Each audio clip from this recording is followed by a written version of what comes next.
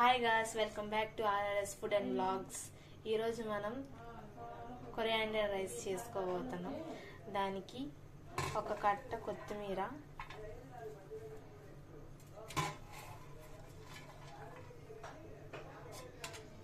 పుదీనా కూడా taste enhance చేయడానికి,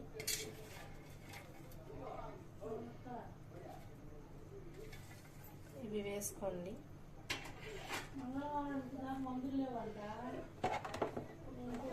ఇందులోకి పచ్చిమిర్చి ఒక 8 ఆర్ మంటగుంటే 4 కానీ 5 కానీ వేసుకోండి. లేదు కొంచెం మీడియం స్పైసీ ఉంటే ఒక 10 వేసుకోండి మిర్చి.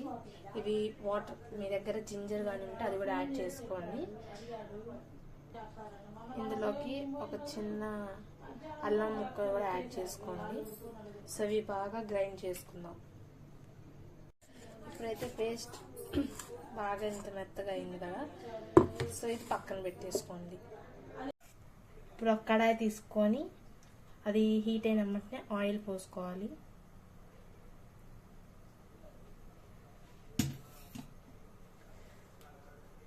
అయిన తర్వాత ఒక చిన్న ఆనియన్ అయితే 2 వేసుకోండి, పెద్ద ఆనియన్ అయితే 1 తీసుకోండి. అందులోకి ఒక 3 పచ్చిమిర్చి వేసుకోండి.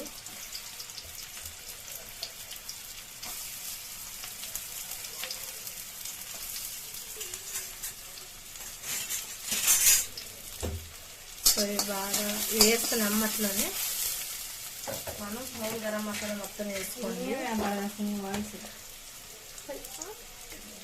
హోల్ గరం మసాలా మొత్తం వేసుకోండి. చెక్క, దాల్చిన చెక్క, ఒక 7-8 లవంగం, షాజీరా, ఒక 4 ఇలాచి, ఒక మరాఠీ మొగ్గ,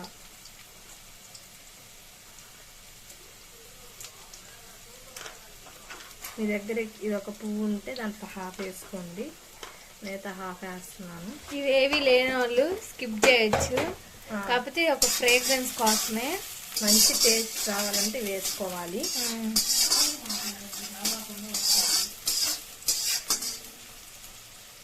ఇవి బాగా గోల్డెన్ ఫ్రై అవ్వాలి. ఇప్పుడు ఇది వేడి అన్నం ఉంటేనే కాదు, మిగిలింది చూసారా, నైట్ అన్నం మిగిలింది తర్వాత పొద్దున్న అది తినలేము మనము, అలాంటప్పుడు ఈ రెసిపీ చేసుకోండి, బాగుండిద్ది. అండ్ ఇంకోటి ఏంటంటే ఒక స్నాక్, అంటే ఒక ఫాస్ట్ ఫుడ్ లాగా కూడా ఉండిద్ది. ఇది రెస్టారెంట్ టైప్ లాగే, ఫ్రైడ్ రైస్ లాగే, కాకపోతే దీని టేస్ట్ అనేది వేరుండిద్ది.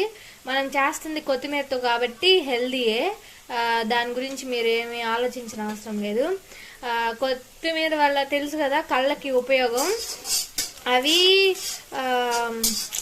విటమిన్ ఏ ఉండిద్ది కొత్తిమీరలో, కాబట్టి మీరేమీ ఆలోచించే అవసరం లేదు. సో అన్నాన్ని నీట్గా సో ఇప్పుడు ఇవి గోల్డెన్ ఫ్రై అయ్యి బాగా, ఇప్పుడు ఇందులోకి మనం ఈ పేస్ట్ యాడ్ చేసుకుందాం. ఇందాక వేసుకున్న పేస్ట్ యాడ్ చేసేసుకోవాలి. ఈ పేస్ట్ బాగా మగ్గాలి, అంటే మనకి ఆ పచ్చి వాసన పోయి మంచి స్మెల్ వచ్చింది. సో ఇది బాగా మిక్స్ చేసుకోండి. దీన్ని సిమ్లో పెట్టుకొని ఒక 2 మినిట్స్ దాకా బాయిల్ చేసుకుంటే ఆయిల్ అనేది పైకి వచ్చేసింది. అప్పుడు మీకు అర్థమైద్ది, ఆ స్మెల్ కూడా మారిద్ది. మీకు కావాలంటే ఆప్షనల్ అల్లం వెల్లుల్లి పేస్ట్ వేసుకోవచ్చు, లేదు అంటే అల్లం వెల్లుల్లి పేస్ట్ వేసుకోవాలి. స్మెల్కి అలాగే టేస్ట్కి కూడా బాగుండిద్ది. అయితే 1.5 వేస్తున్నాం. సో ఇది కూడా బాగా మనకి మగ్గేదాకా మంచి బాయిల్ రావాలి.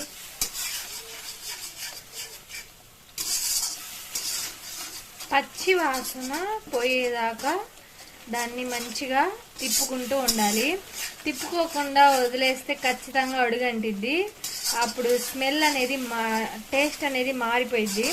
కాబట్టి తిప్పుకుంటూ ఉండాలి.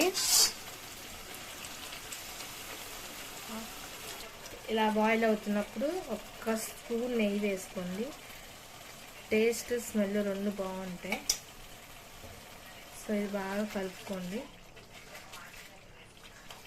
ఇప్పుడు ఈ స్మెల్ ఎంత బాగుంది అంటే అంత బాగుంది. సో ఇది బాగా మిక్స్ చేసుకొని ఇది ఒక బాయిల్ రావాలి. ఇప్పుడైతే ఇలాగా వస్తుంది సార్ ఆవిరి, అలాగా బబుల్స్ వచ్చిన తర్వాత మనం కలుపుకున్న అన్నాన్ని దీంట్లో యాడ్ చేసుకోవాలి. అన్నానికి ఒక 1/2 టేబుల్ స్పూన్ సాల్ట్ వేసి కలిపి పెట్టుకోండి.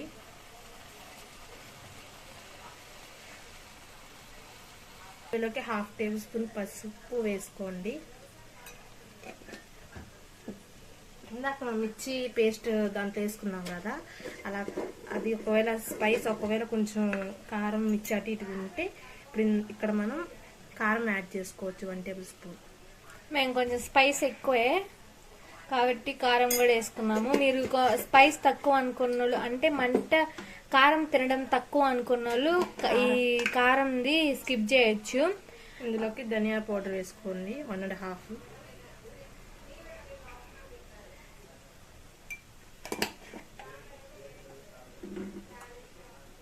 సో ఇది బాగా మిక్స్ చేసుకుందాం.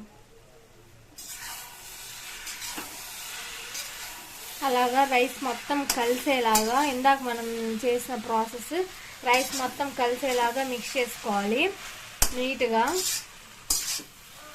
సో ఇప్పుడు ఇది బాగా కలుపుకున్న తర్వాత ఇందులోకి కొత్తిమీర కొంచెం యాడ్ చేసుకోండి, బాగుండిద్ది పైన ఇలా వేసుకుంటే.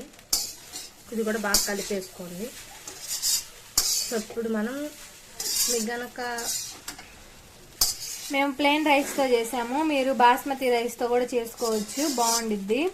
రెస్టారెంట్ స్టైల్లో బాగుండిద్ది. ఒకసారి ట్రై చేసి ఎలా ఉందో కామెంట్ చేయండి.